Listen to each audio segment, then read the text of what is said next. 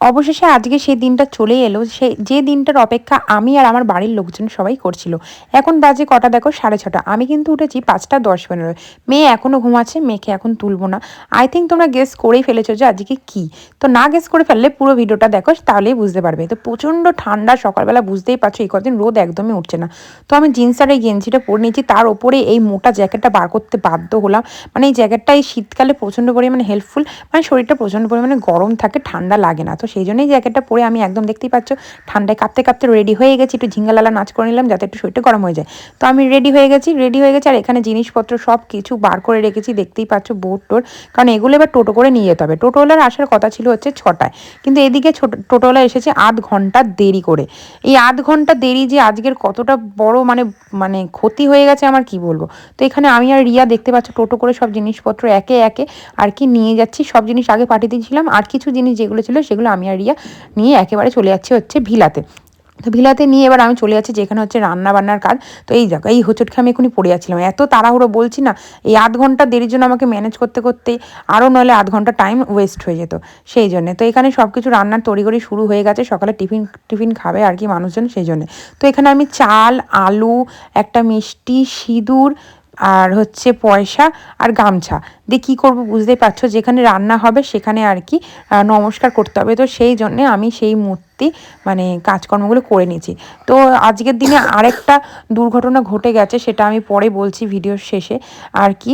তো আমার শাশুড়িমা বললো যে বেলা করে আসবে, তো সেই জন্যে আমি ভাবলাম যে আমিই করে নিই। বললো তুই করবি এই জিনিসটা, তোর কাজ তো, এই জিনিসটা তুই আর আমার বাবু মিলে করবি, মানে আমার বর। তো এই যে দুজনে মিলে রান্নার এরিয়ায় চলে গেছি, যেখানে আর কি রান্না বান্না সব কিছু হচ্ছে। তো কীভাবে কী করতে হবে, কোথায় কী রাখতে হবে কাকুরা বলে দিল। তো ও ধূপকাঠিটা দেখিয়ে দিল, আর মা অন্নপূর্ণাকে নমস্কার করে সব যেন ভালো মতো হয় সেই সব বলে কিন্তু এখানে আমরা মানে সরাটা আর চাল টাল সব কিছু রেখে দিলাম। আর ধূপকাঠিটাও ওখানে গুঁজে দিয়ে চলে গেলাম হচ্ছে নিচের একদম লাস্ট ফ্লোরে। তো সেখানে আর কি গিয়েই দেখি যে ডেকোরেশনের লোক পর্যন্ত চলে এসেছে। তো সব আগে থাকতেই সেট করা ছিল যে কিভাবে কি ডেকোরেট করা হবে। তাও আমি ওদের সাথে ভালো করে কথা বলে দিলাম যে কিভাবে কী হবে, কারণ আমাকে এক্ষুনি বেরিয়ে যেতে হবে পার্লারে। পার্লারে আমার যাওয়ার কথা ছিল হচ্ছে 7টার সময়, কিন্তু আমি এখানে পৌঁছেছি 7:45। বললাম না, এই আধ ঘন্টা ম্যানেজ করতে করতে অনেকটা লেট হয়ে গেছে। কারণ যত আমি এদিকে লেট করবো আমার ওখানে পৌঁছাতে তত লেট হয়ে যাবে। তো এটা হচ্ছে আমার ফাইনাল লুক। আর চলো তোমাদেরকে আমি এখানটা দেখিয়ে দিই, এটা হচ্ছে গেট সাজানো। তো আশা করছি এতক্ষণে তোমরা বুঝতে পেরে গেছো আমার মেয়ের আজকে হচ্ছে 5 বছরের জন্মদিন। তো একে একে সব লোকও কিন্তু চলে এসেছে, আমি আসার আগে মোটামুটি অনেক লোকই চলে এসেছে। বললাম না আধ ঘন্টার জন্য অনেকটা লেট হয়ে গেছিলো, আমি ভেবেছিলাম 9:30টার মধ্যে চলে আসবো, কিন্তু আমার আস্তে আস্তে 11টা বেজে গেছিলো। তো এই যে এখানটা হচ্ছে এরম সাজিয়েছে, খুব সুন্দরই সাজিয়েছে। ডেকোরেটটা কেমন হয়েছে আমাকে কমেন্ট করে অবশ্যই জানিও। তো এই যে এখানে সব কিছু ঠিকঠাক, আর একে একে সব আত্মীয় স্বজনরা চলে এসেছে, মা বাবা সবাই খুব খুশি এখনও পর্যন্ত। এই যে মায়ের দেখতেই পাচ্ছ। তো কি হয়েছে ব্যাপারটা বলো তো। ব্যাপারটা হচ্ছে মার সবই ঠিক ছিল, আর কি মা পড়ে গেছিলো, আমার শাশুড়ি মা পড়ে গিয়ে এমন পড়ান পড়েছে যে ঘাড়ের কাছে যে হাড়টা আছে সরে গেছিলো। তো সরে যেতে সঙ্গে সঙ্গে মাকে ইএসআইতে নিয়ে যেতে হয়েছিল, আর ইএসআই থেকে মাকে পাঠিয়ে দেওয়া হয়েছিল জোকায়। তো প্রচণ্ড মানে খারাপ লাগছিলো, কি বলবো, পুরো মুডটা নষ্ট হয়ে গেছিলো, মায়ের জন্য কষ্ট ছিল, মা কষ্ট পাচ্ছিলো দেখে সেটা খারাপ লাগছিলো। আর আজকের শুভ দিনে এরম জিনিসটা ঘটলো না, মনটা সবার খারাপ হয়ে গেছিলো। তো এখনো পর্যন্ত সেই সব কিছু হয়নি, সব কিছু এখন পর্যন্ত ঠিক আছে। কেকটাও দেখতে পাচ্ছ কেমন হয়েছে অবশ্যই জানিও।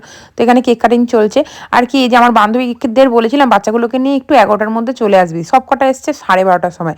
তো শীতকাল বলে কেকটা কোনো নষ্ট হয়নি আর কি, তো ভালো আছে। তো এই যে আমার মেয়ের কেক কাটিং কমপ্লিট, আর এখানে দেখতে পাচ্ছ ওপরে কিন্তু খাওয়ার টেবিল বসে পড়েছে। আর এই যে পপি এসেছে আমার খুবই ভালো লেগেছে। তো অনেক দিনের বন্ধুত্ব, তো মানে কি বলবো, বেশ ভালো লাগলো সবাই একসাথে। আর এখানে রিয়া আমার সাথে ঝগড়া করছে, আমি রিয়াকে বলছি কিরে তুই আগে খেতে বসে বললি, আমি খেতে বসিনি তুই বসে বললি, বলছে তাই আমি উঠে যাবো। আর জুনি একবার ওর দিকে তাকাচ্ছে, আমার দিকে তাকিয়ে হাসছে। তো দেখতেই পাচ্ছি এই যে ক্যাটারিং সমস্ত কিছু শুরু হয়ে গেছে। তারপরে কি সব খাওয়া দাওয়া কমপ্লিট, আমি কিন্তু এখনও খাইনি। তো এখানে আমি দেখতে পাচ্ছ জুনির সাথে বেলুন ফাটাফাটি খেলা হচ্ছে, কিছুতেই বেলুন ফাটাতে পারলাম না। তারপর আমি আর পপি আরেকবার ট্রাই করছি, বেলুন ফাটাতে হবে, ইয়েস বেলুন ফেটে গেছে। তো এখানে মাসিরাও খেতে বসে গেছে, এই যেটা হচ্ছে রনিদা, এটা হচ্ছে সেজে মাসি, বড় মাসি, আর ওটা হচ্ছে বৌমণি। এখানে হচ্ছে এই যে ছুট্টি দিদা, তারপরে মা, আরও সবাই সকলে বসে পড়েছে। আমার বড় খেতে বসে পড়েছে। আমার বর খেতে বসার আগে বললো তুমি খেয়েছো তো, আমি বললাম হ্যাঁ। আমি যদি বলতাম যে না, তাহলে ও কিন্তু অনেক বকাবকি করতো, ও খেতো না। সেই জন্য আমি যেই আমায় জিজ্ঞাসা করছে খেয়েছিস তো, আমি সবাইকে বলেছি হ্যাঁ, আমার দিদিকেও বলেছি হ্যাঁ।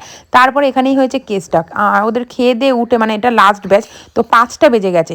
5টা বেজে যাওয়ার পরে দিদি নিচে গিয়ে জানতে পেরেছে আমার বন্ধুদের কাছ থেকে, এত শয়তান বন্ধু, ওরা বলে দিয়েছে প্রীতি কিন্তু খায়নি জানো তো। তো তারপরে 5টার সময় দিদি আমাকে খাইয়ে দিল জোর জবরদস্তি, ভালো লাগছিল না, কি করব।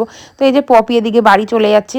তো এইভাবে আজকের দিনটা কাটালো, আর ভিডিও করার মন হলো না, সেই জন্য এখানেই ভিডিওটা শেষ করলাম। এখন প্রচণ্ড টেনশন হচ্ছিল, মা আর কি বাড়িতে এসেছে রাত তখন বেজে গেছে 10:30। তো সবাই প্রার্থনা করো আমার মা যেন তাড়াতাড়ি সুস্থ হয়ে ওঠে। টাটা, ভিডিওটা ভালো লাগলে লাইক করো।